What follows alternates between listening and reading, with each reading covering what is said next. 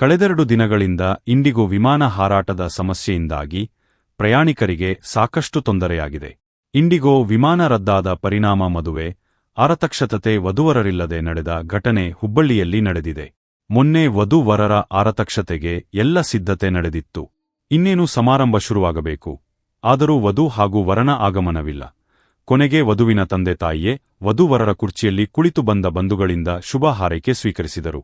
ಹೀಗೊಂದು ಅಪರೂಪದ ಘಟನೆಗೆ ಹುಬ್ಬಳ್ಳಿಯ ಗುಜರಾತ್ ಭವನ ಸಾಕ್ಷಿಯಾಗಿದೆ. ಇದಕ್ಕೆ ಕಾರಣವಾಗಿದ್ದು ಇಂಡಿಗೋ ವಿಮಾನ. ದೇಶದಾದ್ಯಂತ ಇಂಡಿಗೋ ವಿಮಾನ ಸಂಚಾರದಲ್ಲಿ ವ್ಯತ್ಯಯವಾಗಿದ್ದರ ಬಿಸಿ ನೂತನ ವಧು-ವರರಿಗೂ ತಟ್ಟಿದೆ.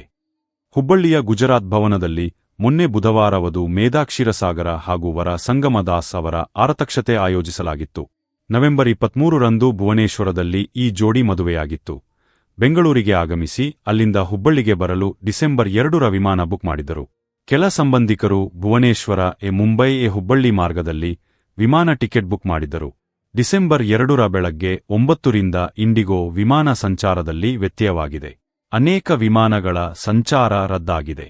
ಭುವನೇಶ್ವರದಿಂದ ಮೇಧಾ ಕ್ಷೀರಸಾಗರ ಹಾಗೂ ಸಂಗಮ ದಾಸ್ ಪ್ರಯಾಣಿಸಬೇಕಿದ್ದ ವಿಮಾನ ಸಂಚಾರ ಮರುದಿನ ಡಿಸೆಂಬರ್ 3 ಬೆಳಗಿನ 4ರಿಂದ 5 ಗಂಟೆಗಳವರೆಗೆ ವಿಳಂಬವಾಗುವ ಸಂದೇಶ ಬಂದಿತ್ತು.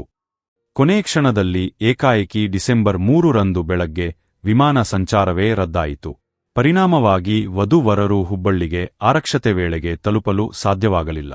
ಈ ನಡುವೆ ಗುಜರಾತ್ ಭವನದಲ್ಲಿ ಆರತಕ್ಷತೆಯ ಎಲ್ಲಾ ಸಿದ್ಧತೆಗಳು ಪೂರ್ಣಗೊಂಡಿದ್ದರಿಂದ ಕುಟುಂಬಸ್ಥರು ವಧುವಿನ ತಂದೆ ತಾಯಿ ತಮ್ಮ ಮಗಳು ಹಾಗೂ ಅಳಿಯನ ಬದಲು ವಧು-ವರರ ಕುರ್ಚಿಯಲ್ಲಿ ಕುಳಿತು ಶಾಸ್ತ್ರಗಳನ್ನು ನಡೆಸಿದರು.